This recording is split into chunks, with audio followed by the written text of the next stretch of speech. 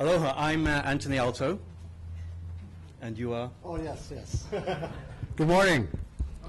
My name is Gary Hooser, and together Anthony and I chair this new group that the Sierra Club is forming kind of inside the club, and it's called Capital Watch. And this is our first event and meeting of Capital Watch, and welcome Capital Watchers. We're happy to have you here. We're going to talk about the meaning of Capital Watch. And so, Anthony, why don't you tell everybody what actually inspired the formation of Capital Watch? Well, I guess there are two things that inspired it. The first is the fact, and Robert didn't want me to say this, but I'm going to say it anyway, Robert. When the legislature is in session, Robert works incredibly hard. There are about 1,000 bills or more that come through. He has to read each and every one. He has to see what's involved. He then has to go and talk to the legislators, talk to lobbyists, and he works so long and so hard, it leaves him very little time to reach out to the people who want to support him, the people who are here in this room. So we decided that, between us we all decided that he needed a support team. The support team is out there. There are lots of people who have said they'd like to do stuff to help, but they haven't had the means, I guess you'd say. And the other realization is that more and more people are alarmed about the direction the environment is going. They were concerned about what kind of planet we're all going to leave to our kids. And they've been yearning to participate in some way. Everybody feels like they're a part of this community of people who are concerned, but they're not sure how to do it. And so the Capital Watch is intended to give us all who want to be involved a home, a place, a team in which we can get involved and get good legislation passed. That's good. Have you got a reason? I thought you had a reason as well. I think part of the reason I'm here, a couple of years ago, I've spent 8 years as a Hawaii State Senator representing Kauai and Ni'ihau, 4 years in the Kauai County Council, and during that time, I've really come to the conclusion that people, those of you here and many other people, don't realize and understand really the power you have to affect change in public policy. There's so much power in the community, but too often as a legislator, I'd be sitting at a table like this, and we would be having an important issue, an environmental issue, a land use issue perhaps, and the people in the audience would be Robert, okay, maybe Jeff or Henry, and a handful of other people. And then you'd get, the big landowners would be there, the Building Industry Association would be there, the Contractors Association would be there, the carpenters would be there, the room would be packed. And I would know what I want to do, and I think most legislators want to do the right thing. Most, however, are not as green as you and I, but they want to do the right thing. They want to know that this is what the public wants them to do. And so what we need, and what I hope you'll participate in this Capital Watch program, is to help fill the room like this. Very rarely is a room filled like this with the kind of values, with the kind of intellect, with the kind of motivation and energy that you folks possess.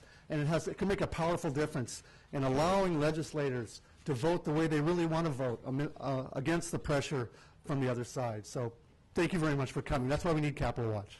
Thank you. Another thing I should say is that the Sierra Club, and I think a lot of you know this already, has a very long and proud tradition in Hawaii.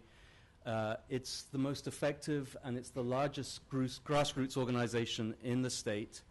And not a year goes by without some significant legislative accomplishment. I mean, to just name just a few, there's the bottle law that was passed, there's the mandatory solar hot water heater on roofs of new houses, there's the e-waste bill, there's the shark finning bill, and most importantly, recently there was the clean energy standards. The list just goes on and on. And we're not saying that, and a lot of the people who've helped get those things through are actually in this room, or if they're not here now, they will be later. And we're not saying that Jeff Michelina or Robert have done these things alone. They've been helped by many other organizations.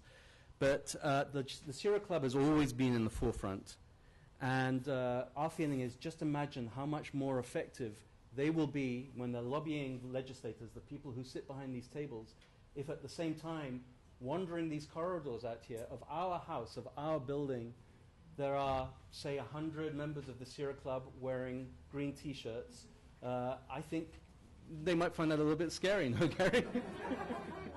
Well, we're not here to scare legislators, so. And I want to thank the ones that are here today, Senator Nishihara, Representative Thielen, of course, and others that are here. I know Senator Kochi was here earlier, who took the Kauai spot, and I want to thank him for coming in.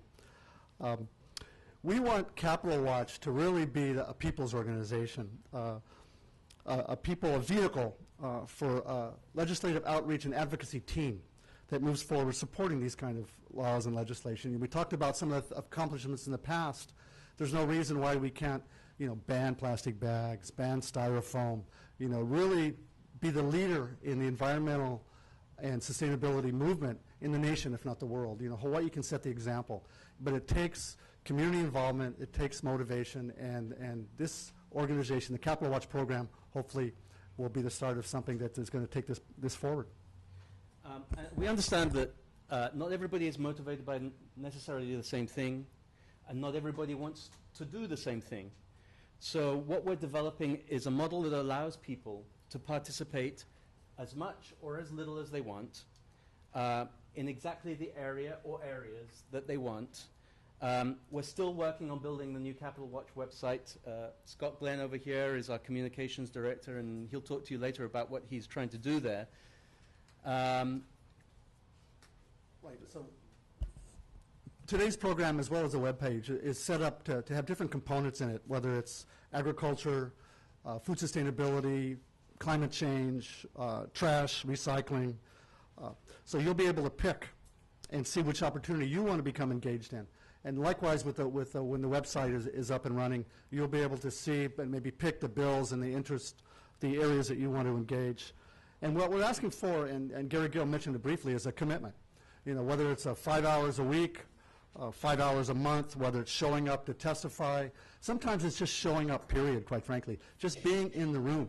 Even if you don't testify, just being there means a lot. So we're asking you to make some kinds of commitment.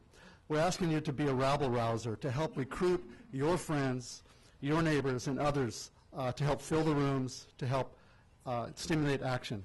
This is an organic process where action follows naturally from the fact that people are engaged and informed. So this is it. It's not just about showing up to testify. It's about being informed. It's about education. We owe this process, this campaign, to future generations, too. We really want to take this state and this effort forward. So that's the idea of this symposium. We want you to feel like you have ownership of this. Of all of the issues that the Sierra Club is involved in, we can't address them all today. We could have a 2-day conference and we still wouldn't cover everything. So we've picked 4 issues, 4 of the key issues. They are clean energy, food self-sufficiency, waste and opala, and protecting native plants.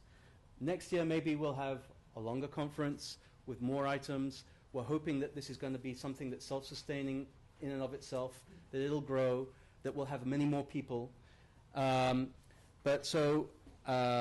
me see where we go next. So what we want this conference to do, in order for you to feel like that it is your process, is we want you to understand it, to feel that you know the entrails of these issues. So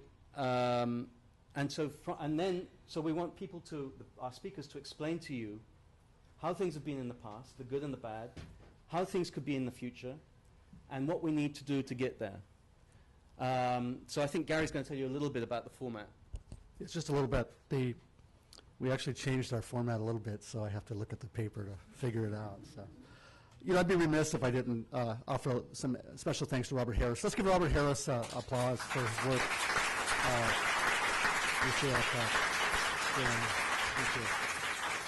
The work putting this together today, the work that he's dedicated to the environment, to the Sierra Club in general. And I know there's various organizations represented here, and I want to thank them, people I'm sure from the Surfrider, from Blue Planet, from the Environmental Caucus of the Democratic Party, which I'm chair. Thank all of you. If you're not involved with an organization, I would encourage you to affiliate with like-minded people, to join the Sierra Club or one of these other organizations. And the Sierra Club, I applaud them for taking the lead on this advocacy component. So I think it's very important, and I hope everyone joins behind this. We have with us today Representative Cynthia Thielen, who will come up in a second. And Representative Thielen is a true defender, a genuine real deal when it comes to defending the environment. And, you know, you all know Cynthia's a Republican. And you all know, I hope, that I am a veritable dyed-in-the-wool, some would say left-leaning, deeply green Democrat. But I think it's important to say that in Hawaii especially, that doing the right thing, preserving the environment, working towards sustainability is not a partisan issue. And we welcome people from all sides of the aisle, if you would. So thank you very much, Cynthia, for joining us today, for all you've done for environmental protection and sustainability over the years.